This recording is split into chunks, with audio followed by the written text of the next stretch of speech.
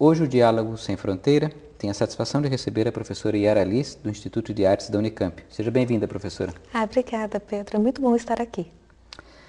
Yara, o seu grande tema de pesquisa, um dos seus grandes temas, é a questão da visualidade, das artes visuais e das coisas visuais no estudo do passado e mesmo do presente. Uhum. Então, no mundo que nós vivemos, tão cheio de referências visuais, eu gostaria que você falasse um pouco como é que você foi levada a estudar essa questão, a se entusiasmar por isso.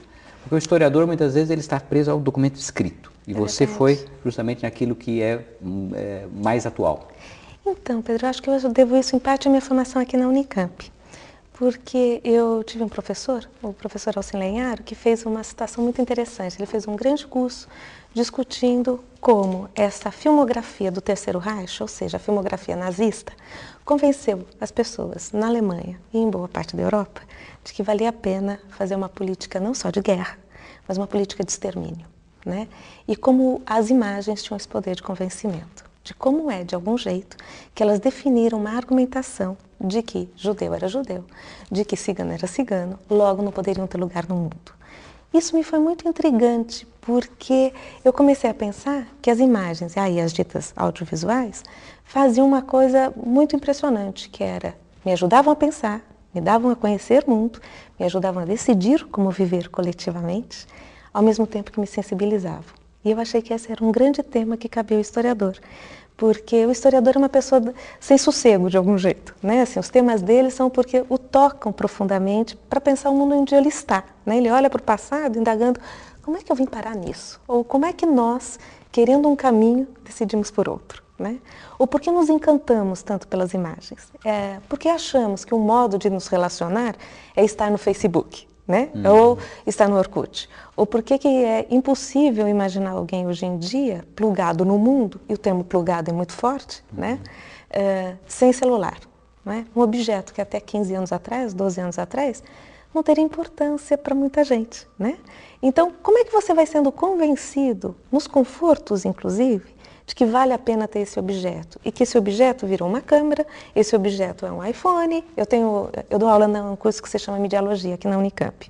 Semestre passado eu passei uma situação assim, uma menina recém-chegada, ou seja, uma caloura, a gente estava discutindo um texto do século XVI, como é que se montou a perspectiva. Sabe quando você olha num quadro e ele é bidimensional, né? Ele é plano, tem vertical e horizontal, mas você vê como se tivesse uma profundidade. Sim.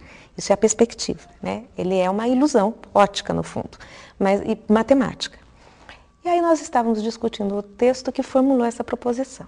Essa menina me vem e fala, professora, mas eu tenho aqui uma citação dele muito importante, mas não tinha nada na mesa dela. Tem uma citação que eu queria ler. E eu calada, né, esperando, falei, tá bom, e qual é a citação que você quer? Aí ela me levanta um iPhone pequenininho, plugada na rede, e lê para mim uma citação do texto da Universidade de Chicago, que estava na base de dados deles na biblioteca digital. Vou eu implicar com essa moça? Quer dizer, eu tanto fico interessada em saber como essas são formas de relacionamento entre as pessoas, formas de estar no mundo entre pessoas, e por que é mediado pelo audiovisual. Afora ser um pouco preocupada com esse hiperrealismo do audiovisual, não é?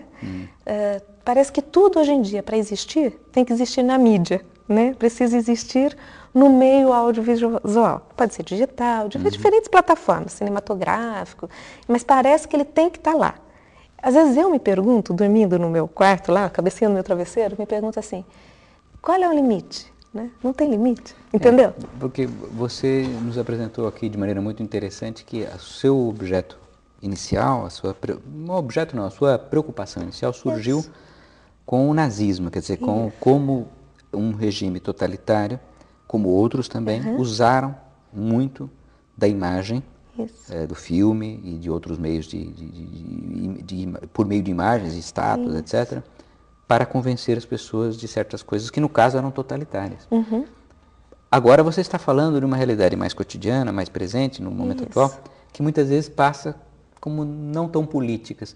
Mas você falou que são políticas, como é que é isso? Então, eu acho que você pegou exatamente o problema que me parece interessante, porque são formas de discurso, né? São formas onde... tem que fazer um parênteses aqui. O convencimento não é porque alguém chegou e ficou... Sabe, tinha um desenho animado antigamente que se chamava He-Man. E aí, quando ele queria ganhar alguma coisa, ele falava, eu tenho a força. Isso bastava para ele ganhar. Né? Assim, não basta. Né? Não basta eu dizer eu tenho a força. O convencimento é uma sedução. O convencimento sou eu querer também e desejar o mesmo que você em certa medida.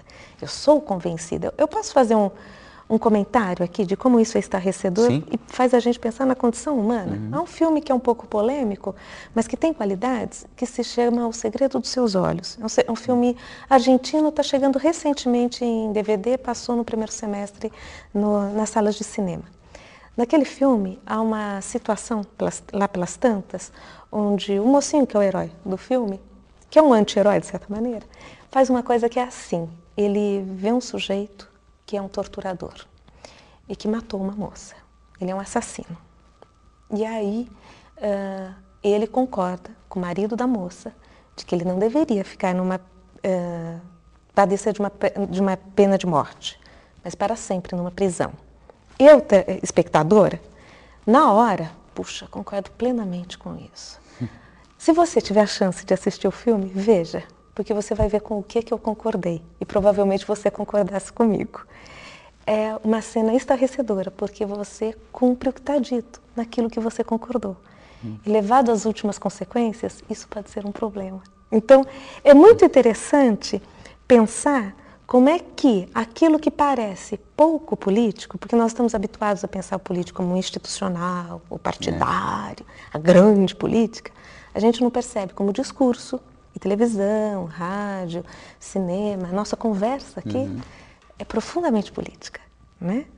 É decidir que as pessoas se encontram via digital, né? Em redes mundial de computador, é uma decisão muito política.